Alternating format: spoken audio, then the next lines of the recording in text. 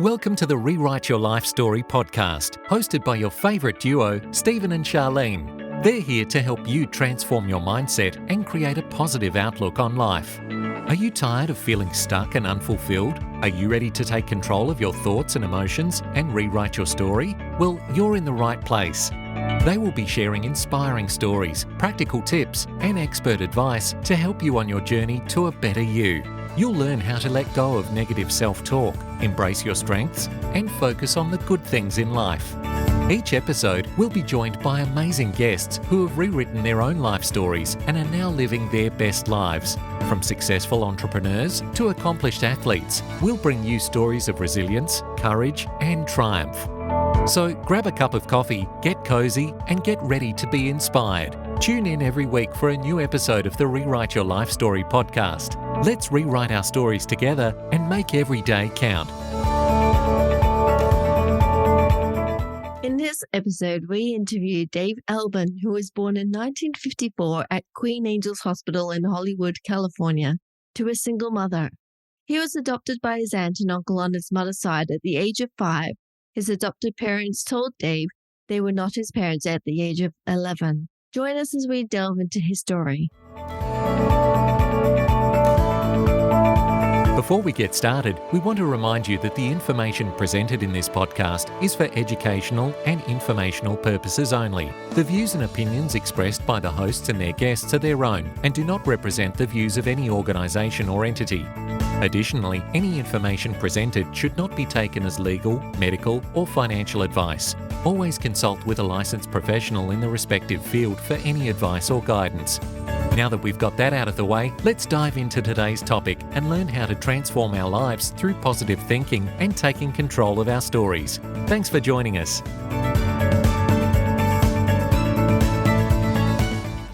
Before we begin, we want to give you a heads up. We may be discussing some sensitive and personal topics that might bring up some strong emotions or discomfort.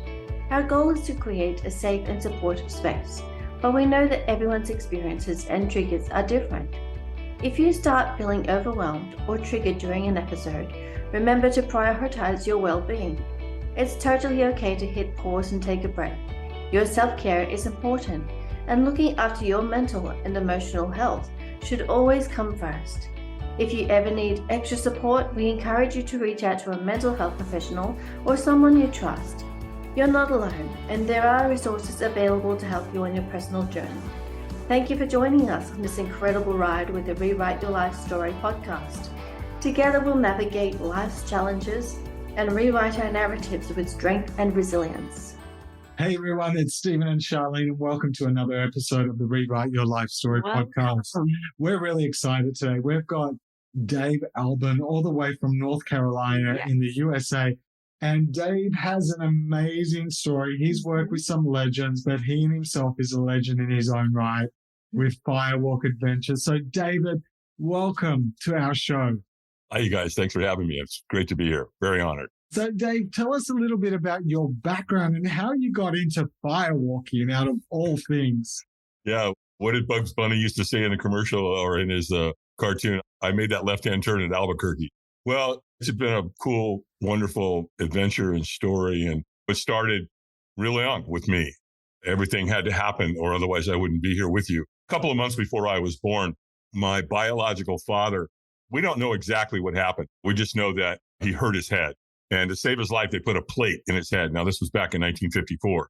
And he used to complain to my mom all the time about how painful it was. And he didn't know how much longer he could take it. It was the words that my mother used with me. And 2 months before I was born, he told her he was going to the grocery store. We never saw or heard from him again. Other than his name on my birth certificate, that's about all I know about my biological father. And so when I was born to a single mom in the 50s. She already had 2 boys. She was living with her mom, my grandmother, and another cousin. So there were 6 of us living in a 1-bedroom apartment in Hollywood, California. So mom worked up the street at the Roosevelt Hotel in Hollywood, and she was very familiar with hard work. She knew what that was like. She came through the Great Depression with her brothers and sisters. She was the youngest, and she was also known as Rosie the Riveter during World War II. And what that meant, while all the men were out fighting the war, right? Some of the men were in Europe fighting the Germans. Some were in the Pacific fighting the Japanese. The women were home taking care of everything. Literally, this movement that women have to prove themselves. It's like, really? Are you kidding me? I think they already did that. Because without them in World War II, guess what? We wouldn't have won the war. There's no way. Because the women were home doing everything, right? They were building Jeeps. They were building tanks. My mom was known as Rosie the Riveter. What that meant was she worked for McDonnell Douglas. She built airplanes along with other women. And they would drive rivets into the wings to build airplanes. So mom, she was familiar with hard work. Growing up in the Depression, you did everything. You had to grow your own food. You had to sew your own clothes. If something broke, you fixed it or you didn't have it. You didn't have the money to buy new, not during the Depression. So, that's the era. I've always said that my parents, that whole generation, was the greatest generation that's ever walked the face of this planet because they had to go through more than anybody. So anyway, mom was pretty well built for what was going on. The challenge was, even though as hard as she was working, it wasn't enough. She got to a point where she couldn't feed me. So when I was 5 years old, she went to her older sister in a very loving move on her part and went to Pat, again, her older sister, and said, hey, will you adopt David? And Pat and Bob Albin, my aunt and uncle at the time, said yes. So I moved from Hollywood to Long Beach, California at 5 years old, which I don't remember much of anything. I have like little visions of being in Hollywood around that, but that's about all. I don't really have any. I'm sure there's deep memories, but I just never have gone there. And so there I am. I'm living in Long Beach, California. Now my mom and dad, Bob and Pat Albin. Bob is a highly decorated military officer. He's in the Army. He's in the National Guard. He had a really good job. So we had pretty much everything. We had a nice house. There was always food on the table. And for the first 5 years, from 5 to around 11, my life was perfect. We went camping all the time. I was the only child. They took me all over California. They had a little trailer. We would go to stay in places like Yosemite and Big Bear and Lake Arrowhead and Lake Havasu and Crystal Lake. I mean, we went everywhere. It was beautiful. And then on the first day of summer, 1964, my mom comes into the TV room and she says, David, come to the kitchen. Your father and I need to speak with you. Well, what I think is going to happen is they're going to tell us where we're going camping this summer because this is the first day of summer. And I go in, I sit down at the kitchen. My mom's here. My dad's here. My mom puts her hand on my arm like this. And she goes, David, we need to tell you something. And what they proceeded to tell me was, we're not your parents. Well, what does that mean? Of course, you're my parents. That's like walking outside and seeing the sky's blue, right? You go, well, the sky's not blue. Well, it looks pretty blue to me. You look like my parents to me. You've been my parents. What does that mean? And she just went on to tell me that my real mother was my Aunt Dean. She goes, you know who your Aunt Dean is? Yeah, well, that's your biological mother. And I'm like, I don't even like her. And the reason I didn't is because every time she was around me, she wanted to sit next to me or hold me or touch me and hug me. Well, duh, I'm her son. So, but I didn't know that at the time, right? I just thought she was very affectionate, right? It was never inappropriate. There was nothing like that. It was just that anytime she had an opportunity to be around me, she wanted to be around. So now I'm processing that.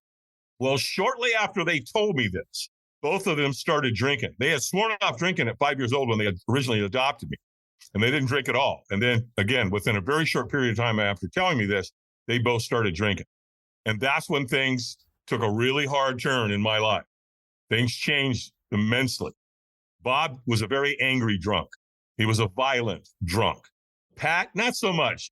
She was kind, but she was still clumsy and it was obnoxious and blah, blah, blah. It was just ugly. All of it was very, very ugly. And so I had to start dealing with that. One day they went to the grocery store. And back in those days, you could leave your kids at home, right? There was no big deal. You went to the store. You left your kids home. You maybe called a neighbor across the street and said, hey, Joanne, Bob and I are going to the grocery store. We're leaving David home. If he needs anything, can he come across the street and talk to you? Yeah, sure, of course. They did the same thing with us, right? So anyway, the bottom line, they left and there I was. And then all of a sudden, I knew where the booze was. They hid it in plain sight. It was right there in a cabinet. And I didn't know what it was. All I knew is when they started drinking this stuff, that their life would change. And I wanted to know. Curiosity was killing me. And so I went over, I grabbed the bottle out of the cabinet, I set it on the kitchen table. I took a coffee cup and I filled it half full and down it went. Brandy. And you know what, you guys? I never had a chance. I truly believe I was an alcoholic right on the spot. It was like pouring rocket fuel in me. And I chased it for the next multiple years.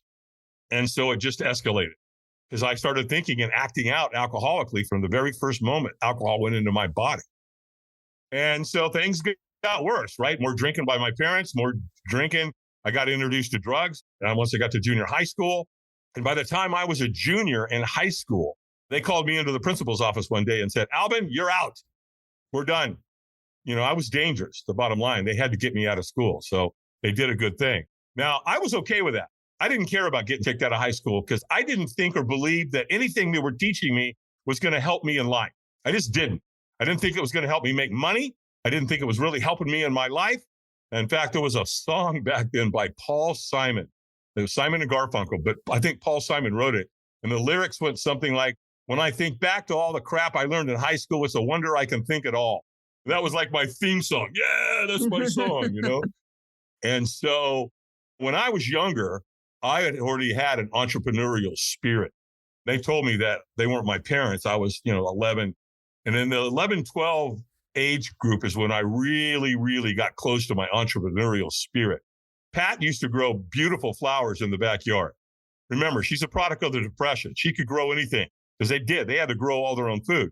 So growing flowers at the end of their garden was very important for pollination. So she knew that. So we had a big planter in the backyard, and she grew some of the most beautiful flowers you've ever seen in your life. Southern California, they grew beautifully. So what Pat would do is she would go out there and she'd cut them.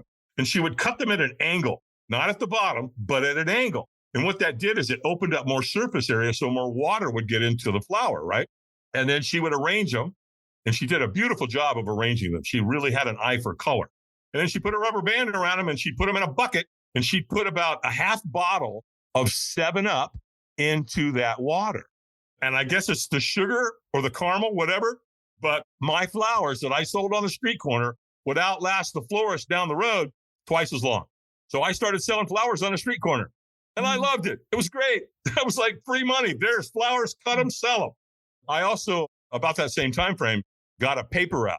And a paper route, what you had to do, that was a 7-day-a-week job. And you had to have a bicycle with a big rack on the back. And then you had to ride your bike to a special area where they dropped your papers off. You had to take all your papers. You had to fold them, put a rubber band around them, load them in your saddlebags, put them on your bike, and then ride your bike to your route and then throw the papers and then collect the money. And when new people would move into the neighborhood, you had to knock on doors. I mean, it was an entrepreneurial heaven because you had to learn how to do everything, right? I also lived across the street from a golf course. And here's what I learned about golfers. They suck. They're horrible because I would ride my bicycle around the perimeter, the outside perimeter of that golf course. And guess what I would find all over the place? These little white things. And they were little money nuggets, if you ask me, because what I would do is I'd take those golf balls, I'd take them home and I'd clean them and wash them up because they were always dirty. And then I went back to the golf course and I would grab the boxes that the golf balls came in. Then I would put them in those boxes and I'd arrange them. I put like all the Max Flies, all the Dunlops, all the Titleists, all the Wilsons. And then I'd go back into the parking lot and I'd sell them back to the golfers, right? So from my perspective, at a very young age, there's money laying around all over the place. Go find it. And that mindset has never left me because I still believe it today, right? Because I was introduced to it when I was young and I grew up with that as I got older. Well, to move this forward, you guys, to get into how did I get into where I am today in the personal development, Tony Robbins, firewalking and all that. What happened was I'm now in my third marriage. My second marriage, wonderful human being, Betsy, moved me from Southern California to the East Coast where I am now. She moved me to Virginia. She literally saved my life by getting me out of Southern California because I was hanging around people that weren't nice people. There was a lot of gangs. There was a lot of drugs. There were drug dealers. There were prostitutes. There were pimps. There were all of it. And I was in the middle of it. And so she got me out. And so I'm now living with a woman. I'm in my third marriage and we're not getting along very well. I'm living in the basement. Her and her 3 kids are living upstairs. And it's June 8th, 1988, a day that I'll always remember that completely changed my life. Because when I got up that morning, I said, that's it. I'm done. I'm out. I'm not doing this anymore. I cannot live with the pain. The physical pain was horrendous. The emotional pain was excruciating. And I'm like, I'm not going to live like this anymore. I'm done. I can't do this. And so my only thought at that moment was, well, then just put a bullet in your head and it'll all be over. And so that's what I'm contemplating with. And as I'm thinking about this, as I load it and get ready to do this, I'm thinking, oh, whoa, wait a minute. Hold on. there's a lot more going on here than just you, pal. There's 3 kids upstairs. And if you pull that trigger, yeah, maybe you think your pain is over and, oh, your worries are over. But what about them? You're going to be killing them too. And you can't do that. I really love the kids. They were great. And I thought, man, oh my gosh, the cops are coming and the morgue's going to come and the newspapers, and it's going to go all through the community and through the school. And those kids are going to have to live with that decision that I made for the rest of their life. And I said, you can't do that. No, come up with a better way, pal. Figure something else to do. Well, the next thought I had was call Alcoholics Anonymous. And you know what's interesting, you guys? I didn't even know who AA was. I had no idea. I had never been to an AA meeting. I didn't know anybody that was in AA. I don't think I'd ever even heard the term AA, but yet there it was, right? So what happened from there? I made a phone call. I called Alcoholics Anonymous, and I got this wonderful human being, this lady on the phone. She's also played a major role in saving my life. I've nicknamed her Madge over the years because I never got to know who this actually was other than that one phone call. And I nicknamed her Madge because she talked like this. She basically smoked 2 packs of Pall Mall non-filters a day. That's how she talked, right? And she was amazing. I mean, she kicked my butt. She was the gatekeeper. Her job is to be the one who makes a decision whether they call somebody in AA to come pick you up. So again, she's the gatekeeper. She was asking me questions, and she was really in my face, you guys. It was beautiful. And she did. She called a guy named Lauren. He came over and he picked me up. And Lauren took me to my first AA meeting. And that was on June 8th, 1988. I went to 4 meetings that first day. I went to a 12:30, a 4:30, a 6:30, and an 8:30 meeting. And at one of those meetings, they gave me a book of Alcoholics Anonymous, the actual book. On the inside cover, before you take that first drink, call one of us. And then they put their first name and their phone number. And they gave me that book when I left. Well, at 8 o'clock the next morning, my phone rings. And it's John from AA. And he's all enthusiastic. He's like, hey, Dave, good morning. How you feeling this morning? And I'm like, how do you think I'm feeling? I want to kill somebody. And I might start with you, pal. He's a real cool guy. He's like, yeah. I hear you. He said, hey, let's do this. I know where you live. We talked about it last night. You're right around the corner from me. Let me come pick you up. Let me take you to breakfast. And then I'll take you to an AA meeting. And I'm threatening the guy, and he comes and picks me up. And you know what, you guys, that's AA. That's how it works. And so next thing I know, I'm going to AA meetings in an all men's group. And these guys just embraced me. They knew I was sick. They knew I was suicidal. They knew I was a really, really sick kid. And they did everything they could to help me. And it was unconditional because they knew. They came from that. They came from alcoholism. They know what it looks like. They know what it acts like. And so they just loved me until I could love myself. And so one day turned into 2, and 2 days turned into a week, and a week turned into a month. And when I got to a month, they gave me one of these. They gave me a chip that said 30 days. And then I got another one, 2 months, 3 months, 6 months, 9 months, and 1 year. And then this last June 8th, 2023, from 1988, I picked up one that says 35 years. So here's what happened. While I'm getting sober, I have insomnia. I'm up late at night all the time. My sleep patterns are all over the place. And one night in 1988, I'm up late, and there he is, Mr. Enthusiasm, Mr. Infomercial, Mr. Motivation, a young Tony Robbins, a vibrant Tony Robbins, is selling his personal power program on an infomercial through Gumpy Ranker. And you know what, you guys? I couldn't stand him. I'm like, he's all motivated and like, screw this guy. I don't like him. However, he's saying things that are causing me to keep listening, though. One of the first things he said that got me was, we'll do more to avoid pain than we will to gain pleasure. And I'm like, oh my gosh, that's why I use drugs and drink. I was either trying to get some pleasure or I was trying to deal with my pain. So that made a lot of sense to me. And then the other thing that got me to buy the program was he said, there's 2 reasons people make decisions. And we make decisions out of inspiration or desperation. And I remember thinking, whoa, okay, I'm pretty desperate. Maybe I should listen a little more to this guy that I don't like. And so I bought his program, pulled out my American Express card, bought it. They sent it to me, and it came in a big box, and came on these little white things called cassette tapes.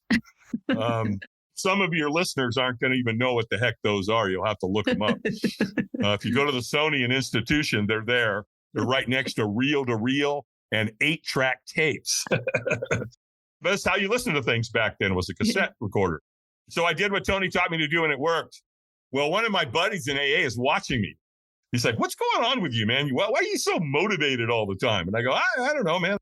I've been listening to this guy, Tony Robbins. And he goes, I know who Tony Robbins is. I bought his book. I go, really? He goes, yeah, but I didn't read it. That's an interesting concept. How often does that show up in your life, right? So we started palling. We started hanging around. I loaned him my program. I said, listen, I'll loan it to you, but you got to promise me you go through it. And he said, yeah, absolutely, I will. And so I did, and he went through it. Well, I guess what? 7 years later, that was going on in 1988, 1989. Now it's 1995. Dan calls me over the phone one morning, all enthusiastic. He's like, hey, did you know that Tony Robbins is coming to town? I'm like, no, I had no idea. And he goes, dude, come on. You got to go with me, man. You got me into this. Right? And I'm like, well, when's he coming? And then such a date. And I go, yeah, I can go. And he goes, oh, fantastic.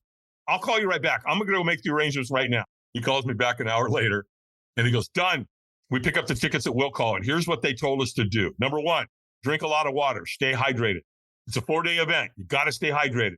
Number two, bring snacks to every day of the event because you're going to spend a lot of time in the room. What an understatement that is. Bring a good attitude and be ready to play full out, he said. Well, Dan, how much was the ticket? He said $695. And I'm like, $700? By the way, this is in 1995. What's that worth today? 7.2 million? I mean, I don't know. It's worth a lot of money. Buy Bitcoin. And he's like, don't worry, man, you can pay me back. And I'm like, yeah, of course I'll pay you back. And so the big day comes. Oh, by the way, before he gets off the phone, I almost forgot. He goes, oh, wait, by the way, I forgot to tell you something. We're going to be doing a firewalk. And I remember thinking, well, maybe you are, but I'm not. Oh, hell no. That's insane. And you know what's funny, you guys? I didn't even know what a firewalk was. I have no reference to that. What's a firewalk? I don't know. What does that even mean, right? But the word fire and walk didn't sound like anything I wanted to be doing. And fear was making all my decisions at that moment of my life, literally. And so that was a hard no for me. But I'm not going to tell that to Dan. I don't want him to think I'm a coward. So I'm just like being subservient to it, right? Yeah, whatever you say, Dan, sure. Yeah, firewalk, interesting. All right, man, I'll see you then. I hung up the phone and said, nope, we're not doing that. Well, the big day comes. We get to the event. There's 3,500 people at this event, pretty good sized group. Tony took the stage at 2:00 in the afternoon and the games begin, right? Next thing I know, it's after midnight. We've been in a room with Tony Robbins for 10 hours. Remember the part about bring snacks or you'll starve to death? Yeah, you better bring snacks. And so the next thing Tony does, he goes, take your shoes off. And I'm like, oh, no. I see where you're going with that, pal. I'm not falling for that. I ain't doing that. Well, now I've got a dilemma, though, because I'm with 3,500 people. Guess what they're doing? They're taking their shoes off, right? And I'm thinking, people, no, don't fall for it. Don't go towards the light. And so now I've got my own dilemma. They're all taking their shoes off. What are you going to do, Dave? And I'm like, okay, well, let's just think about this. Hold on. Wait, it's cool. Take your shoes off. No big deal. And when you get out there, just fake it. Go hide in the back. You're good to go. No one's going to know. Well, I'm going to know, but so what? So that's my plan. So now as he gets you going out there, just as he gets you to go out there, he stops you and he gets you to start clapping and chanting. So now you've got 3,500 people going, yes, walking outside into this giant parking lot where they're going to do this firewalk. It gets worse. When you get out there, Tony's got African drummers, right? So now it's the vibration. Dun, dun, dun, dun, dun, dun, dun, dun. People are, yes. And I'm thinking, you got to be kidding me. What a dog and pony show this is. Well, so when you get out there, there's a giant fire over in the corner. It's huge, you guys. It's massive. It's 30 feet wide, 70 feet long, and they've been adding wood to it all day. Just cords and cords and cords of wood. And then what happens after they burn it for 10 hours, it renders. You have this big, beautiful, giant pile of coals. It's a blue flame. It's beautiful to see it. Again, it's been burning for 10 hours while he was on stage yakking running his mouth. And so I go hide in the back, right? Well, how do you facilitate this? So they take a bunch of wheelbarrows over to that big pit and they load the coals into wheelbarrows. Then they take a wheelbarrow and they put it in between 2 lanes of sod, of grass, and they lay it on each side. And that sod's 3 feet wide, 18 feet long. And then they take a shovel out of the wheelbarrow and they sprinkle those coals on top of that grass. And that's what you walk on. You're walking on top of those coals, right? Well, I'm hiding in the back. I've got my plan and it's working. Well, Tony Robbins knows, he researched this. Why did he bring firewalking in some 3 decades ago? Because he knows it's one of the most life-changing experiences on the planet for any human being.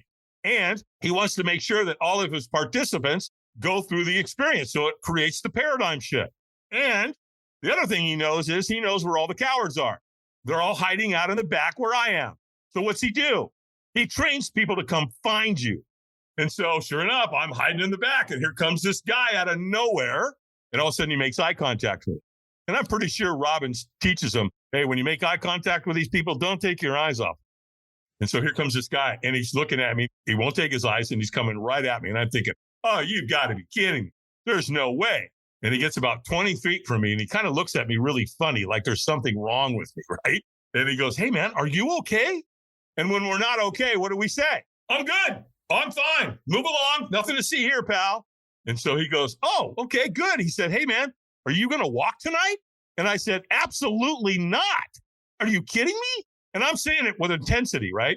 And he's like, hey, man, that's cool. No problem. He said, hey, listen, we don't want you to do anything you don't want to do. And I remember thinking, wow, okay, I like this guy. He's going to get me out of here. No, because here's a perfect stranger. By the way, I don't know who this guy is to this day, you guys. Steve and Charlene, I don't know. He's just a stranger. But this one guy completely changed my life.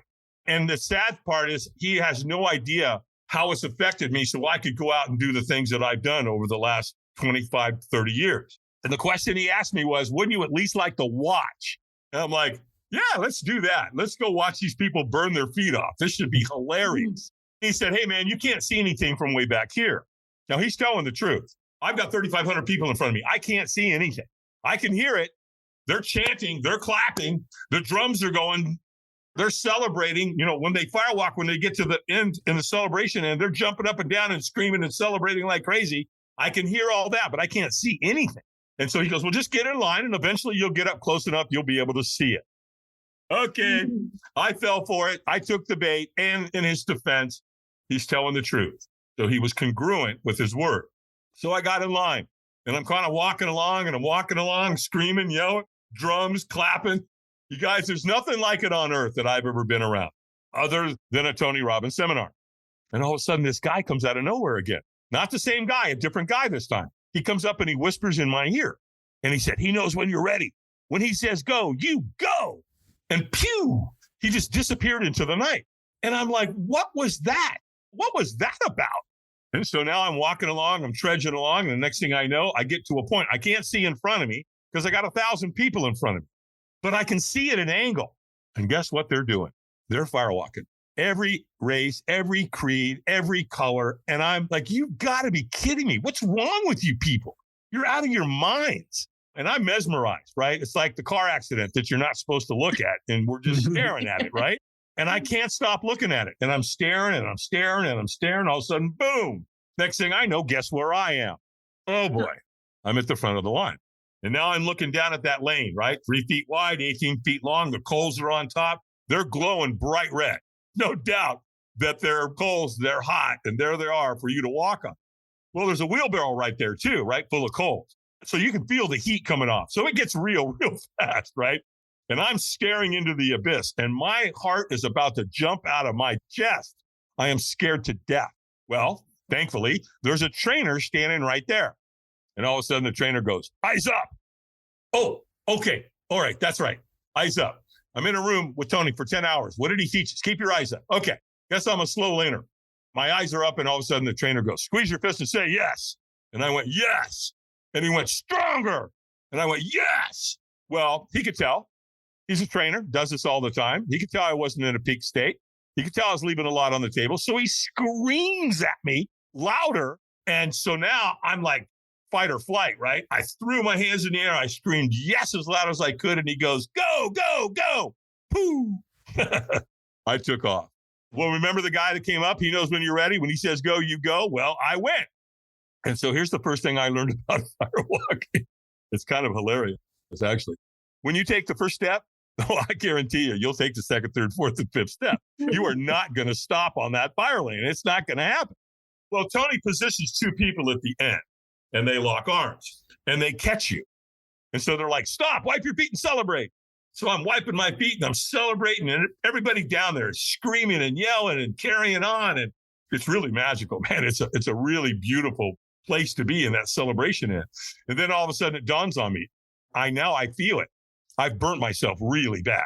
And I look at my foot and it's dirty, but there's no burns. Oh, it's the other foot. Oh, it's burned. No, it's dirty too, but there's no burns. And so at that moment of our lives, 3,500 of us, we can accomplish anything. We all just walked on fire that's 1,000 degrees. And for me, when I did it, I remember looking back going, I just walked across coals that are 1,000 degrees and I don't have a clue how I did it. None. Ever done something like that? You know what I mean? Like you do something really cool, really awesome, but you don't really know how you did it, but you take credit for it. That's right. That's me. That's this guy. I did that. You know, where's the bus? Let's get on the bus. Let's go to Everest. Let's go climb it. We can do anything in that moment. And that's how it affects your psyche. Well, here's where it gets really super interesting, though. The next day, we come into the foyer, 3,500. Best I could tell, everybody was on time. Very interesting. I didn't see many scragglers. And so we're standing in the foyer getting ready to go into the venue. And you guys have never, ever, ever, ever, ever seen anything like it. Nothing. We were getting along humanistically. It was such a beautiful and gorgeous thing to watch because people are hugging all over the place. They're laughing. They're crying. They're talking about their story. They're talking about the firewalk. So our self-confidence, our self-belief, and our self-worth had all been raised together. And so it created this beautiful, magical group of people who were all in a peak state. Well, later in the event, I met one of Tony's trainers, a guy by the name of Ted Macy. Super, super great guy. I love him to death. Him and his wife, Mary. I got to know both of them.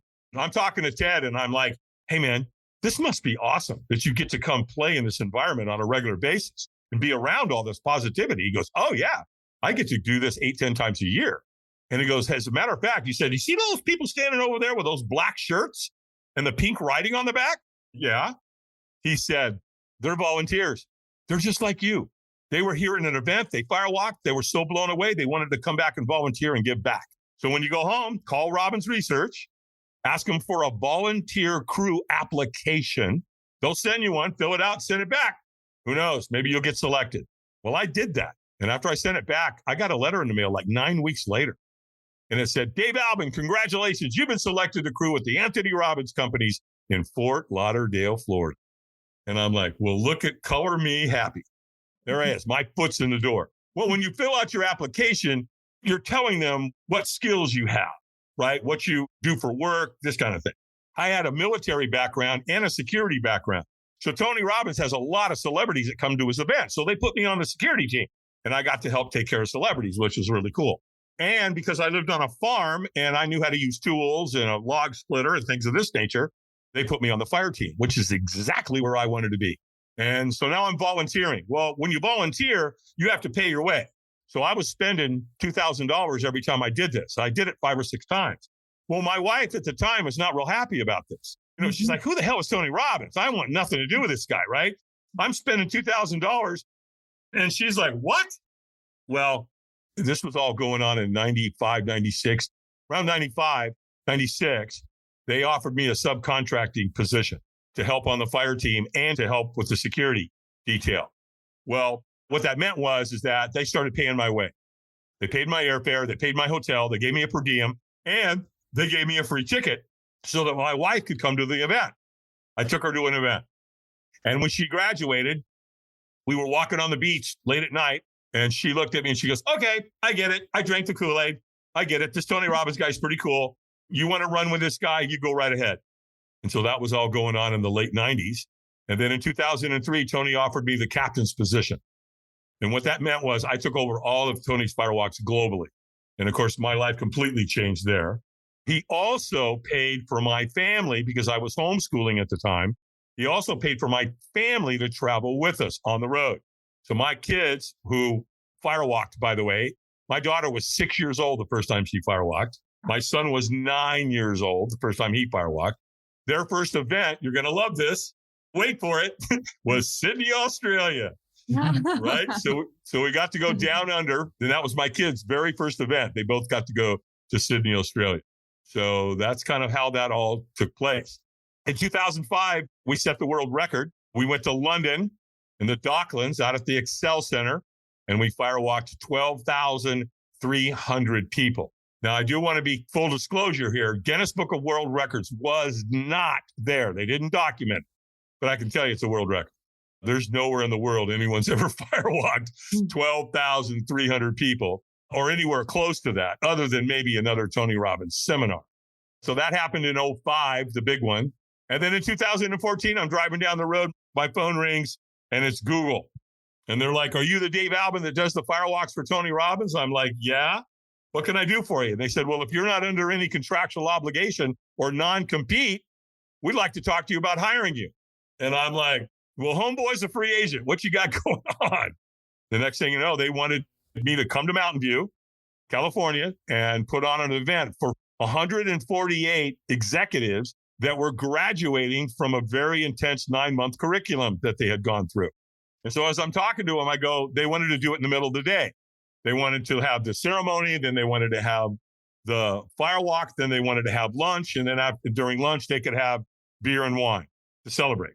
And so, number one, I can't do a firewalk in the middle of the day. It's a safety issue. I can't see the coal. And if I can't see them, that's definitely a safety issue. I only do firewalks at twilight, at night. And they said, "Okay." I said, "Tell you what we could do.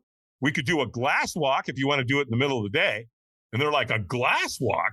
You mean walking on broken glass?" "Yep, it's exactly what I mean." And they're like, "Ooh, tell us about that." And so that's what we ended up doing. We did the glass walk. In fact, I did 2 of them for Google. And that's when really Firewalk Productions was born. I had a conversation with one of the executives at lunch, sitting down there, sitting at the table. And she basically said to me, she said, "Look, I don't know if you know this or not, but there's a huge demand for you. There's a huge marketplace for paradigm shift, corporate team building experiences. And you're the guy. You're at the top of the mountain, man. So I know you work for Tony, but you may want to think about starting your own business." Just a thought, we're not trying to tell you what to do here. And so when Google's telling you ought to start your own business, you might want to listen to them. They do have some information at their disposal, right? So Firewalk Productions was born in 2014. And the next thing you know, I was at NASA. Then I went to Notre Dame, and then Virginia Tech, and then Microsoft, and then Remax, and Chick-fil-A, and then YMCA, and then the EO organization. And the next thing I know, I'm with Stephen and Charlene on their podcast. So no pun intended, maybe a little. We've been going hot and heavy ever since. Awesome. Dave, that is just so inspirational and so rich in everything you've done. And there's so many ways and so many questions running through my mind at the moment. One, I think, congratulations on 35 years of sobriety. That is a major accomplishment. And we were at an event, like I mentioned before, in Orlando, Florida, a few weeks ago.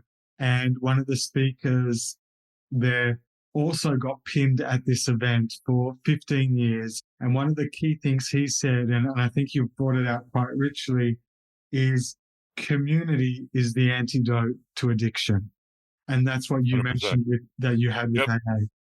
That's why Alcoholics Anonymous is so successful. It's not perfect. And that's why I think going to rehab and talking to people, unless they're a recovered alcoholic or a drug addict, there's no congruency there, in my humble opinion. Because I want to talk to people that know how I feel. And you're not going to know how I feel unless you drink a truckload full of vodka. And so I agree 100%. Yeah.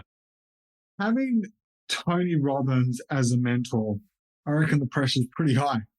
Well, he kind of had me as a mentor too. Awesome. I mean, I say that respectively because he does. I brought to the table a lot of years of sobriety. He didn't know much about AA.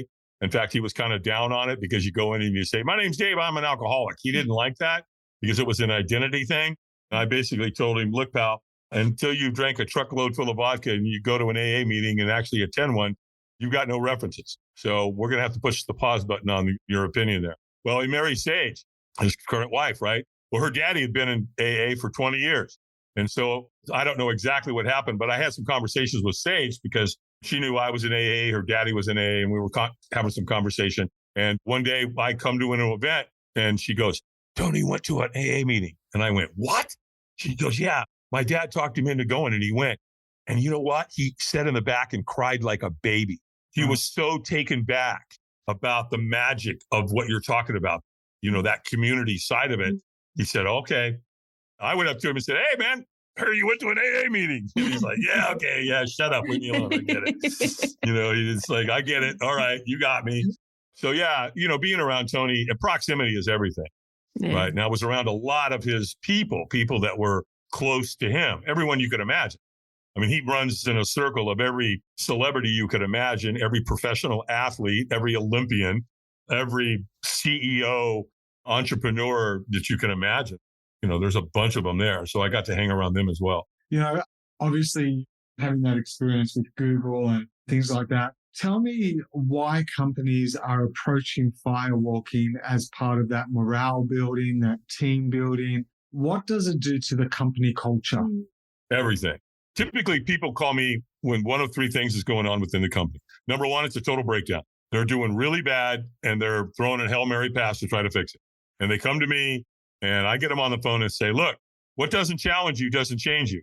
If you think you're going to put a speaker on stage and they're going to just say something and all your people are going to change, it's not going to happen. It never has. It never will.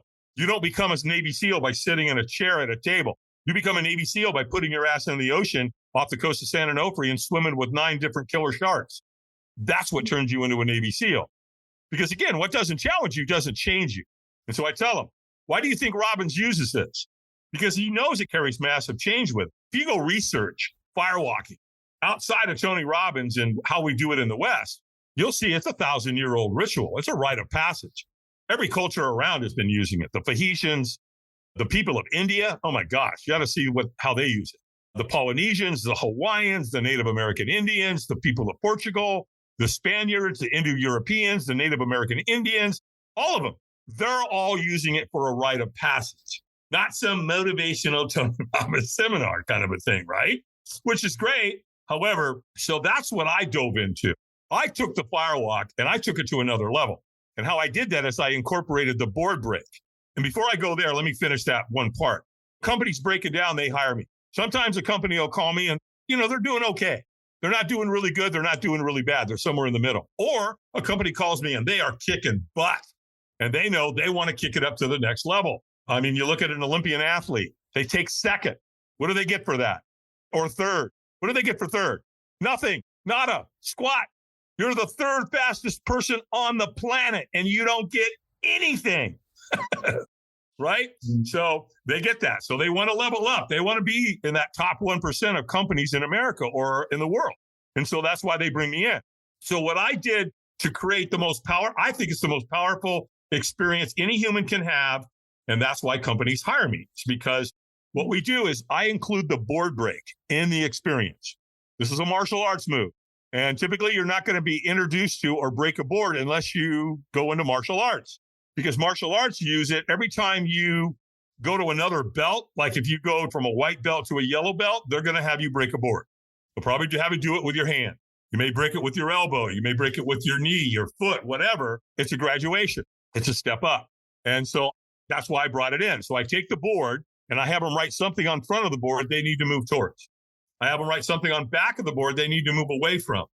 Then I have them write anybody's name on the board that they're in conflict with. And what I mean by that is that if forgiveness or reconciliation is part of that relationship, it ends tonight. We're done. Why would you want to carry resentment and anger around with you in this life? No, it's going to stop tonight. And then to create that rite of passage, the ancestral side of it in our family culture, then I have them write anybody's name on the board that they've lost. And that's what really creates the rite of passage. And it creates the ancestral side of things. And so we go outside, we break the board after taking them through that exercise. We circle them, then we firewalk them. Then they throw their board into the fire. We get all this on video and photograph. And then after that, I put everybody in a circle and I take them through a proprietary experience called the Ho'oponopono heart hug. And I get all of their hearts to calibrate. So once I can get the group and get all their hearts to start beating at the same time, they're all connected. at a humanistic level. And that's the place that you want them to work together from there, not in a place where they're arguing about masks and they're arguing about vaccines and they're arguing, I love Donald Trump. I hate Donald Trump. You know what? Here's what I've learned. The fire doesn't give a at all. Stop. You're not going to be at a peak production arguing over trivial stuff. Just stop.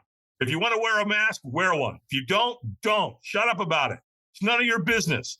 Get out of everybody else's business and focus on your own. That's the reason you're acting out, because you're not paying attention to what's going on in your world. So the firewalk and the board break goes, it blows all that dissension apart and brings us back together the way we're supposed to get along. Like right now, all three of us. Look at the congruency between all three of us. I've only known you guys a matter of less than an hour, and look at us. We already believe in each other. We trust each other. We respect each other. And so that's where you want to be in the workforce. And most CEOs know that production is down and their bottom line is falling. As a CEO, it's your job to he or she to fix it. And if you don't fix it, guess what your shareholders are going to do? They're going to go find another CEO who will fix it. Absolutely. Have you ever had anyone seriously burnt? No. Nope. Great question. Get asked all the time, and the answer is no. Absolutely not. Firewalking is not as dangerous as it sounds. Is it spooky? Yeah. You know what's dangerous? Soccer. Put your kids in soccer. That's dangerous. Put your kids in football. That's dangerous. Put your kids in wrestling. That's dangerous. Tony, between Tony and I know your listeners are going to say, they're going to think that I'm lying, and I get it, but I've walked 500,000 people. Oh, yeah, I've walked hundreds of thousands of people, and no one's ever been seriously hurt. No one's been hospitalized. No. I mean, can you get a little blister on your foot? Yeah, of course you can. But are you going to need hospitalization? No. Suck it up, buttercup. You got a little blister. So what? I call it a badge of honor anyway. Put a little Neosporin on it. Put a little Sensodyne on it. You'll be fine. In a day or so, you won't even know it's there. It's gone. Yeah, absolutely. Love it. And welcome to life. Do you ever get a blister in life? Every day. Most of them are emotional blisters, but it's a great question. It's valid. Yeah. Sure. They're going to hire you. They're going to want to know. Are people going to get hurt? No. Yeah. And if they get a little blister, the reward is they firewalk, and they get to go home with one of these that says, I firewalked with the colds. They get to set that on their desk, right? And look at it every single day. That's so cool. It is very, very cool. Yeah. And so, my job is to create a top 10 experience in every single person that comes into my influence's life. And to change their life on a grand scale. That's why I love kids. I can change their life. I can get purpose back into their life, because purpose is a big part of our lives. Viktor Frankl taught us that, right? In Man's Search for Meaning in his book. If you haven't read his book, read it. It's not a fun read. I'll tell you that right now. However, here's a man that was at Auschwitz, and they took everything from him, including his family, and assassinated them. And they take everything from you. You're standing outside in the cold, naked, and haven't eaten in days. And what are you thinking that's going to happen today? Is today my day where they take me to the chamber? That's what you live with every single day as one of those people in Auschwitz. But guess what Victor figured out? You can take everything from me except one thing. You can't take my attitude. I have to give it to you. I have to relinquish it. And so he decided he wasn't going to let him take his attitude. So what did he do? He developed purpose. How did he get out of there? How did he survive Auschwitz? He survived it because he said, someone needs to tell this story. And he did. He came out and he did it. So it's a fabulous book. When I do my events, I put a picture on the screen, big screen behind me. Normally I've got an AV team, right? And it's a picture of a guy by the name of Eric Weinmeier. And Eric's a really cool dude. And his father passed away a couple of years ago. Great guy, Marine, super, super good guy. And so there's a picture of him, and it's clear he's standing on top of a mountain. Well, it's also pretty clear he's standing at the top of Mount Everest. He's at the summit. And so I just leave the picture up there, and I'll talk for 20, 25 minutes. And then I'll say, hey, by the way, who here can tell me where my buddy Eric's standing? Inevitably, there's always somebody in the audience that says, Mount Everest. And I'll say, that's correct. And let me tell you something else about Eric. That man right there has climbed the 7 highest mountains on 7 continents. And yes, he got to the summit of all 7. Now, put him on a mountain bike, he can tear it up. Put him in a kayak, he could probably navigate any river on earth. But there's something I want you to know about Eric. I find it somewhat interesting. Maybe you will too.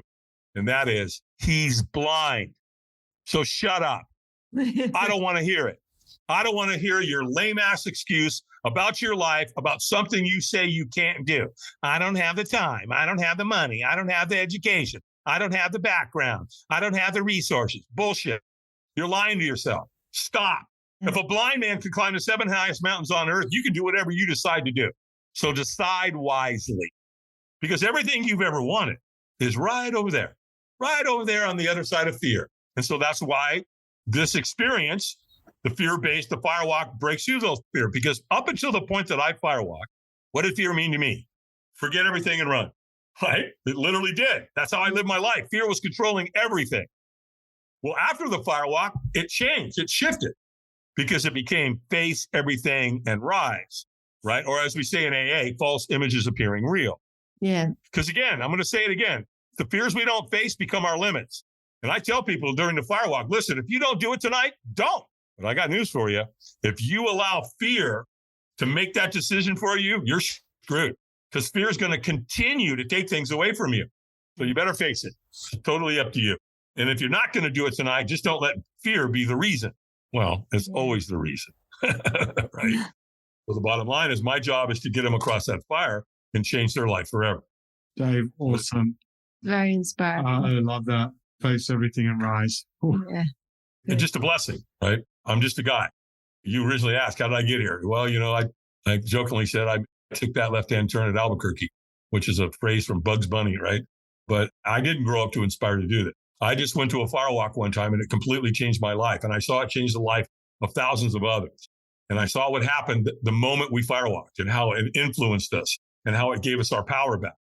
And then I saw the next day how well we got along.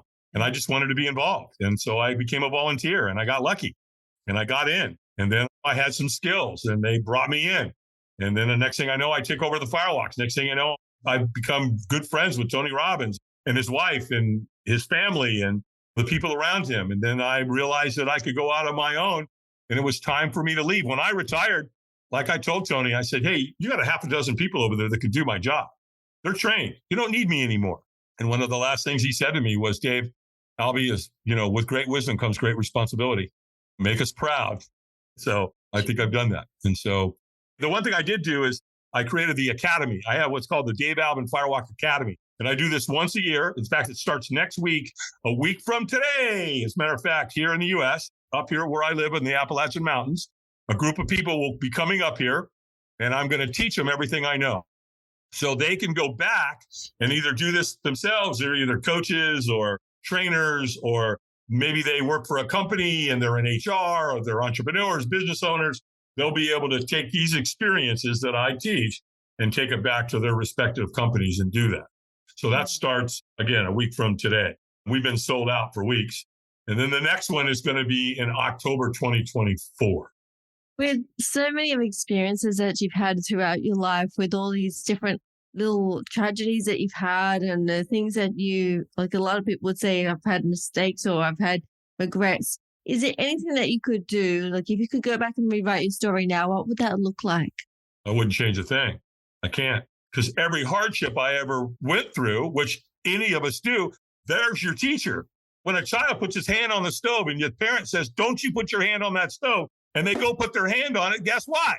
Is that painful? Yeah. Will they do it again? Probably not, right? So I say all the time, pick your pain. Which one do you want? You want the pain of regret? Or do you want the pain of having to get up early in the morning and go to the gym? Pick your pain. It all comes down to just rituals, and it comes down to, what do you do daily? What's the first thing you do when you get out of bed? I talk to people about that. I get asked all the time, Dave, what's the first thing you do when you get out of bed? Make your bed. Literally, because that's the discipline. You make your bed because no matter how bad your day goes, at least you come home to a bed that's made, right? And then, and everything else. I cold shower every morning. I live up here in the Appalachian Mountains. The water that comes out of my house, it's cold. It's coming out of the mountain. I do one every shower. Do I like doing it? Sometimes it's okay. Sometimes no. And I argue with myself, or I negotiate. I try to negotiate. It's one of the things I teach. Don't stop negotiating with yourself. If you say you're going to get out of bed at 5 o'clock and go to the gym, get your happy ass out of bed at 5 o'clock and go to the gym. Establish the discipline. You've got to become the voice. You've got to be the power voice inside your own head. Because if you don't, well, I'll just sleep another 5 minutes. Oh, well, I'll just cut back here. Oh, well, I'll just do this. I'll just do that. No, stop. That's not where greatness comes from. You go listen to somebody like Goggins. You can go listen to his mindset, what he does, man. There's Eric Weihenmayer. He climbed the 7 highest mountains on earth. What do you think he says every morning when he gets up? I don't want to get out of bed. I'm blind. I'm going to stub my toe today. I mean, come on. You know what I mean? No. They tell themselves, they do what they say they're going to do. Do what you say and say what you do. And it really, really works. Awesome. Thank you so much. Thank you so much, Dave, for being on our show today. For anyone that wants to reach out to Dave, his show notes are going to be on this link down below, wherever you're listening to this podcast. Or you can also go to our website, rewriteyourstory.com.au, and you can have access to all of Dave's socials and websites and find out more about Dave's work. Once again, thank you, Dave. Thanks, you guys. Now that we've interviewed our guest, join Charlene and I as we recap today's episode. Wow, Dave's energy was just so amazing, and his wisdom. Absolutely. I mean, it comes with so many years of experience and just those different aspects and nuances to his life. Yeah, and what I loved is, yes, he's explained Firewalk and demystified it for everyone and explained it, but it's his one-liners. What doesn't challenge you doesn't change you. Oh my God, that is so rich. Like, you could have a whole podcast just on Absolutely. That was amazing. So many things that he mentioned. Stop negotiating with yourself. If you're going to say you're going to do something, just do it. If you're going to rewrite your story, if you're going to rewrite your life, and if you're going to do whatever it takes, stop negotiating with yourself. Just make that decision and do it. Yes, absolutely. And I think one of my favorite ones that he mentioned tonight was face everything and rise. Face everything and rise. I love that, because we've heard of false evidence appearing real, and he's just reframed it in a way that actually gives it so much purpose, so much meaning. Face everything and rise. Rise to the challenge. Rise to the day. Rise to your life. Yes. Rise to your story. Just amazing. Thank you for listening to our podcast today. We hope you found it informative and inspiring. If you enjoyed this episode, please like and share it with your friends and family. Also, make sure to visit our website at www.rewriteyourlifestory.com.au to learn more about our mission, products and services. And remember, you have the power to rewrite your own life story. So go out there, face your challenges head on, and create the life you've always wanted. We'll see you in the next episode.